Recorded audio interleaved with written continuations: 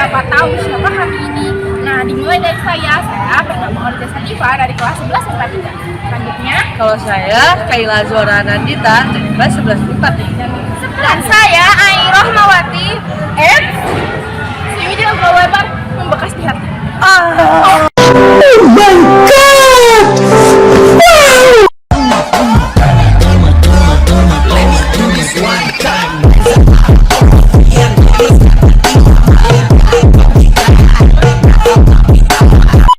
Halo semuanya, terima kasih untuk semua orang yang berkenan untuk menonton video kami, entah itu kepada Bapak Yeyet, yang selanjutnya adalah kepada teman-teman kami yang mungkin juga akan menonton video ini, ataupun penonton-penonton lain yang kebetulan tertarik dengan video kami.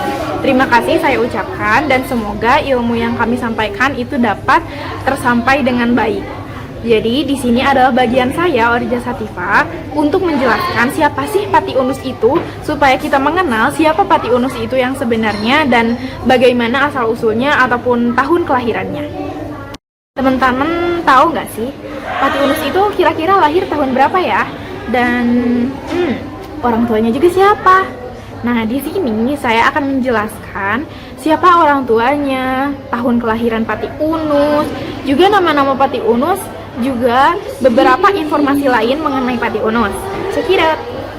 Nah, jadi teman-teman, ternyata Pati Unus itu lahir pada tahun 1480 dari ayah yang bernama Raden Patah, yang merupakan pendiri dari Kesultanan Demak, dan ibu yang bernama Dewi Murtasimah, yang merupakan putri dari Sunan Ampel. Nah, ternyata Dewi Murtasimah ini memiliki beberapa nama panggilan. Yang pertama adalah Asyikoh, dan yang kedua adalah Soleka dari Maloka. Nah, dan ternyata faktanya Pati Unus itu tidak terlahir sebagai nama Pati Unus, tetapi ia terlahir sebagai nama Raden Abdul Qadir. Dan ternyata fakta-fakta unik lainnya adalah Pati Unus itu tidak hanya memiliki satu nama panggilan, tetapi ada beberapa nama panggilan atau beberapa nama yang dikenal. Yang pertama adalah panggilan Sabranglor, Pati Unus, Adipati Unus, Raden Suryo, dan juga Pati Unus. Teman-teman tahu nggak sih, jadi selain penjelasan yang saya beri tadi, ternyata ada tokoh-tokoh lain yang juga menceritakan atau mengisahkan bagaimana kehidupan dari Tom Pierce dari mulai ia lahir dan sampai mungkin ia meninggal. Tokoh itu adalah Tom Pierce. Nah, sekarang saya akan membahas mengenai bagaimana sih kisah hidup dari Pati Unus menurut Tom Pierce yang dikisahkan oleh Tom Pierce. Tidak. Nah, Tom Pierce itu merupakan penulis dari buku Suma Oriental yang menceritakan tentang asal-usul seseorang bernama Pati Unus. Nah, dia menyebut kalau leluhur dari Pati Unus itu berasal dari Kalimantan Barat Daya. Nah, kemudian kakek atau leluhur dari si Pati Unus ini berpindah ke Malaka dan akhirnya mengawini atau menikahi wanita di daerah itu. Nah, dari perkawinan kakek itu dengan seorang wanita di Malaka, akhirnya melahirkan seseorang anak yang tidak lain itu merupakan ayah dari Pati Unus yang bernama Raden Patah, yang merupakan ayah dari Pati Unus. Nah, kemudian pria itu pindah ke Jawa dan akhirnya berhasil menjadi seorang pengusaha di daerah Jepara atau Jawa Tengah. Anaknya itu yang bernama Pati Unus kemudian menjadi penerusnya, yaitu meneruskan siapa? Raden Patah. Nah, kemudian sempat melakukan penyerangan ke Malaka. Nah, kalian tahu nggak sih guys, ternyata Pati Unus itu meninggal pada tahun 1521. Kenapa sih Pati Unus bisa meninggal? Ternyata alasan dari Pati Unus bisa meninggal itu karena kapal yang ditumpangi oleh Pati Unus itu terkena peluru Mariam ketika akan menurunkan perahu ke pantai, dan akhirnya ia gugur deh akibat serangan itu. Nah, yang selanjutnya yang saya akan bahas adalah apa yang dilakukan oleh Pati Unus ini dan juga apa penyebabnya ia melakukan hal yang ia lakukan tersebut. Stay tune ya guys. Nah, teman-teman itu pastikan penasaran di mana sih adanya penyerangan terhadap Portugis, baik itu dari pihak Kesultanan Demak sendiri ataupun oleh Pati Unus. Nah, ternyata penyerangan terhadap Portugis itu dilakukan di beberapa daerah, yaitu 2 kali di Malaka, 1 kali di Sunda Kelapa, dan 1 kali di Daha Kadiri.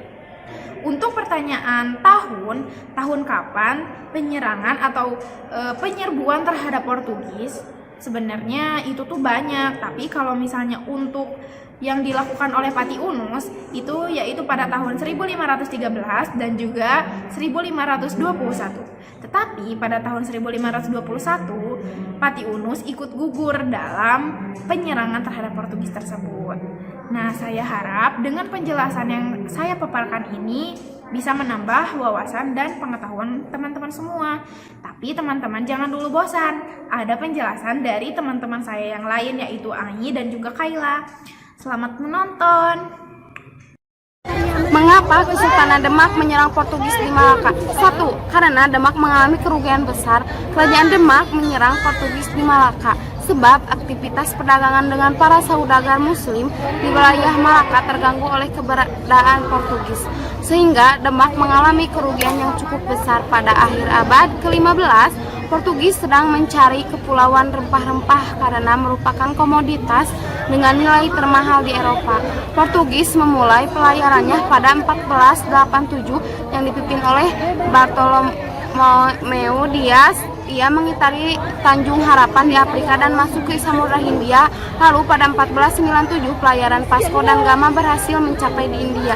Namun, barang dagangan Portugis kalah saing dengan barang dagangan dari Asia. Lebih lanjut, Portugis tahu bahwa kepulauan rempah-rempah berada di Malaka sehingga mereka memutuskan untuk berlayar ke sana pada April 1511. Di bawah pimpinan Alfonso Albuquerque, ekspedisi mereka berlayar dari Goa menuju Malaka dengan membawa 1.200 prajurit dan 18 kapal.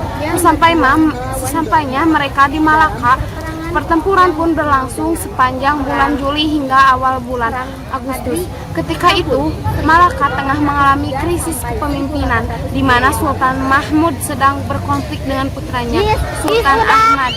Melihat kondisi tersebut, Portugis pun mengambil kesempatan untuk mengambil alih kekuasaan Malaka dan berhasil.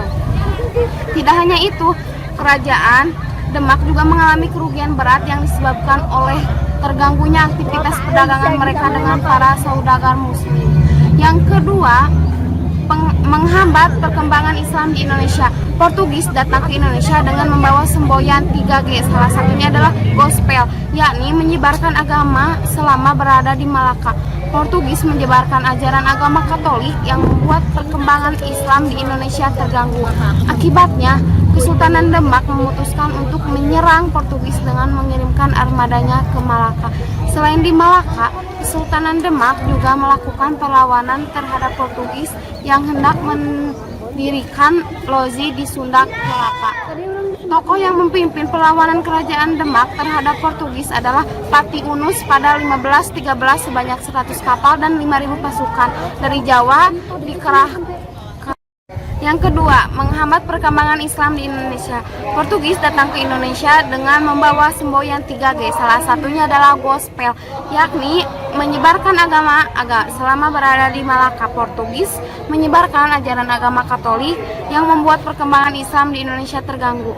Akibatnya, Kesultanan Demak memutuskan untuk menyerang Portugis dengan mengirimkan armadanya ke Malaka. Selain di Malaka, Kesultanan Demak juga melakukan perlawanan terhadap Portugis yang hendak mendirikan loji Sunda Kelapa. Tokoh yang memimpin perlawanan kerajaan Demak terhadap Portugis adalah Pati Unus pada 1513 sebanyak 100 kapal dan 5.000 pasukan dari Jawa dikerahkan untuk menyerang Portugis. Naasnya, Pati Unus gugur dalam medan pertempuran dan kedudukannya digantikan oleh Fathahillah. Pada akhirnya Fathahillah berhasil merebut Sunda Kelapa dan menggantikannya menjadi Jayakarta. Peristiwa perebutan kembali Sunda Kelapa pun menjadi akhir perlawanan Demak terhadap Portugis. Bagaimanakah proses dari penyerangan Demak ke Portugis? Pada 1511, Portugis berhasil merebut Malaka dan ingin segera melebarkan kekuasaannya sampai ke Maluku. Mengetahui hal ini, Kesultanan Demak tidak mau tinggal diam dan melakukan penyerangan. Perlawanan terhadap Portugis dilakukan oleh Demak lebih dari satu kali. Meski pada awalnya sempat menemui kegagalan, perjuangan Demak akhirnya membawa hasil yang menggembirakan. Latar belakang perlawanan Demak terhadap Portugis dengan berkuasa di Malaka Portugis otomatis menguasai jalur pelayaran dan perdagangan yang penting di dunia.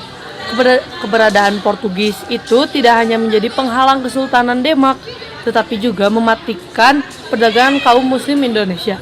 Terlebih lagi, Demak sendiri menjalankan perdagangan beras dan bahan pangan lainnya dengan Malaka. Di samping itu, kedatangan bangsa Portugis juga menyebarkan agama Katolik yang dianggap menghalangi perkembangan Islam di Nusantara. Karena sebab-sebab itulah, Kesultanan Demak mengirim armadanya ke Malaka untuk menggempurkan kedudukan Portugis. Selain di Malaka, Kesultanan Demak juga melakukan perlawanan terhadap Portugis yang hendak mendirikan loji di Sunda Kelapa.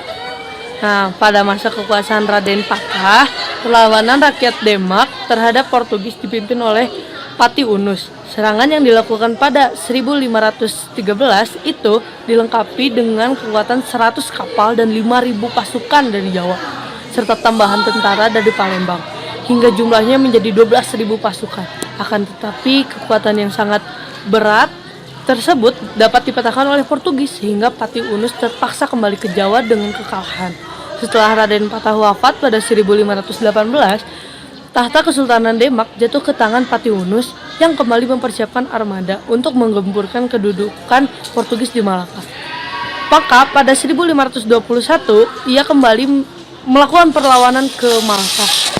Pasukan Demak dengan pertahanan yang lebih baik, lagi-lagi Kesultanan Demak mengalami kekalahan, bahkan Pati Unus gugur di medan perang. Setelah itu, Pati Unus disebut masyarakat dengan gelar Pangerang Sabranglor. Wah, dari tadi kita banyak banget nih ngejelasin tentang Pati Unus. Nah, sekarang kita tuh ceritanya mau menutup video ini. Jadi sebelum kita menutup video ini alias closing, aku tuh mau ngasih lagu nih buat semuanya.